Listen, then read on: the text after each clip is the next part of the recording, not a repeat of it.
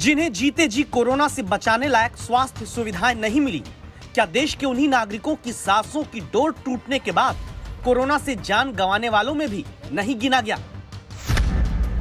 मृत्यु के अंतिम सच तक को क्या देश के अलग अलग राज्यों में नकारा गया, जिसने भारत समेत अंतर्राष्ट्रीय मीडिया तक में इन सुर्खियों को सवालों के साथ सांस दी। राज्यों की राजधानी से लेकर देश की राजधानी तक सबने कोरोना से मौत की गिनतियों पर क्या आधा सच बताया? इसीलिए आज तक ने हर तरह की मृत्यु का एक एक लेखा जोखा रखने वाली सिविल रजिस्ट्रेशन प्रणाली, अस्पतालों से कोविड प्रोटोकॉल के तहत अंतिम संस्कार को भेजे गए शवों, नगर निकायों से मांगे गए मृत्यु प्रमाण पत्रों की गहन जांच की। मृत्यु का वो सच जिसे दावा है कि सरकारी आंकड़ों में गिनने से पहले आंखें बंद कर ली गई। देश के 4 बड़े राज्यों के अलग अलग दस्तावेज में दर्ज लोगों का हिसाब हमने इसलिए लगाया, मौतें जो पहले हुई, सांसें जो इस साल थमी, जिंदगियां जो कोरोना काल में नहीं बच सकी, और फिर इन तीनों की तुलना करके एक सच की दस्तक आज तक ने दी। सबसे पहले हम भारत की राजधानी दिल्ली में कोरोना से मौत की गिनती और उस दौरान मृत्यु के आंकड़ों के बीच के सच को समझने पहुंचे।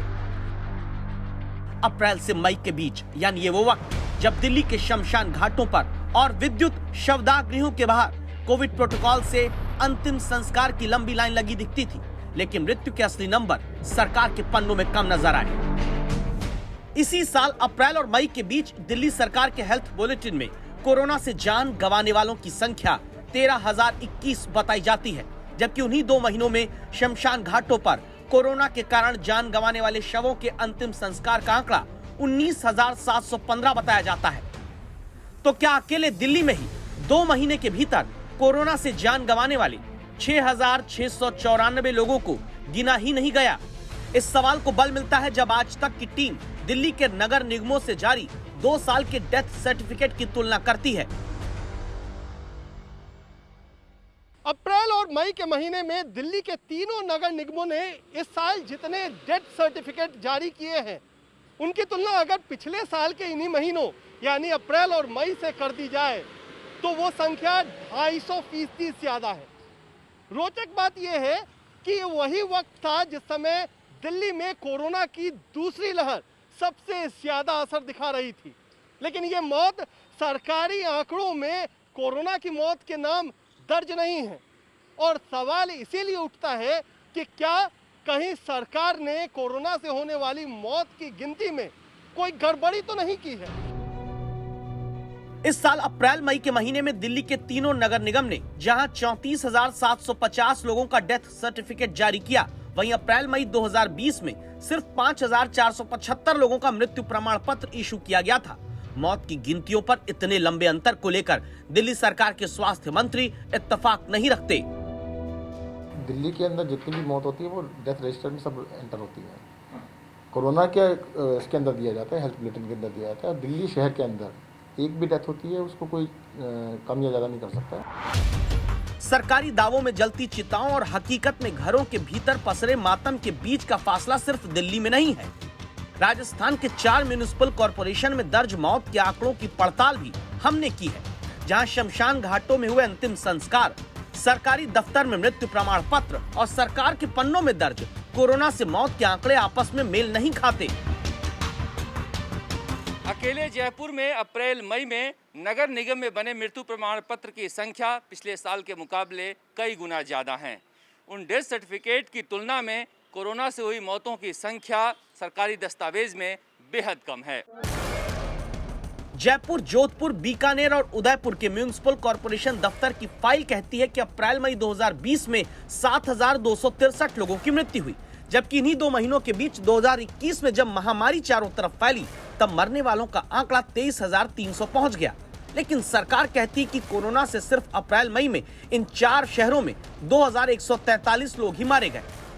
तो क्या बाकी 21,157 लोगों की मृत्यु सामान्य थी?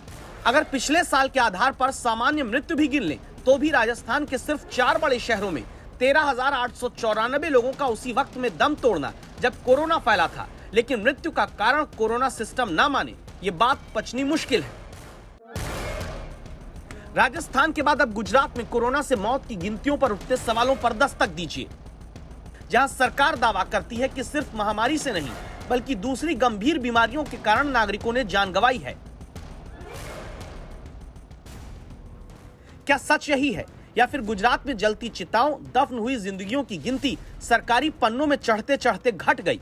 क्योंकि गुजरात में कोरोना की दोनों लहरों में 31 मई तक 9,833 मौत का आंकड़ा सरकारी दस्तावेज कहता है, जबकि कांग्रेस का आरोप है कि कोरोना की दूसरी लहर में ही 24,000 लोगों की जान कोरोना से जाने का दस्तावेज उसके पास है, जो कांग्रेस के मुताबिक जान गंवाने वाले लोगों से ऑनलाइन फॉर्म भरवाकर इकट्ठा किया गया। कोरोना ने जिनकी जान ली, अगर उनकी ही गिनती किसी भी राज्य में सरकारी स्याही से दर्ज नहीं होती तो ऐसे परिजन किसी भी तरह की सरकारी सहायता पाने, इंश्योरेंस क्लेम पाने के लिए सरकारी दफ्तरों में दौड़ते रह जाते हैं। दक्षिण के राज्यों तक भी सच जानने हम पहुंचे। कर्नाटक में 1 जनवरी से 19 जून के बीच सिविल रजिस्ट्रेशन रजिस्टर के पन्ने बताते हैं कि 2018 में 2,44,000 लोगों की मृत्यु हुई थी। 2019 में यह आंकड़ा बढ़कर 2,35,000 हुआ। 2021 में इसी दौरान मरने वालों का आंकड़ा बढ़कर 3,30,000 हो जाता है। लेकिन कर्नाटक स्वास्थ्य विभाग सिर्फ 21,667 लोगों की जान जाने की वजह ही कोरोना को मानता है, जिससे यह सवाल उठता है कि जब पिछले वर्ष के मुकाबले दम तोड़ने वाले 90,000 से ज्यादा कर्नाटक में बढ़ जाते हैं तो क्या सिर्फ 1/4 की मृत्यु का कारण कोरोना बताकर बाकी को सामान्य मौत के रजिस्टर में चढ़ा दिया जा रहा है? तमिलनाडु तक आज तक की इन्वेस्टिगेशन बताती है कि जनवरी से मई 2018 के बीच सिविल रजिस्ट्रेशन प्रक्रिया के मुताबिक 2,36,000 लोगों की मृत्यु हुई। 2019 में इन्हीं 5 महीने के दौरान 2.5 लाख लोगों की जान जाती है, यानी 2018 के मुकाबले 20,000 ज्यादा। ये वो वक्त था जब कोरोना नहीं फैला था।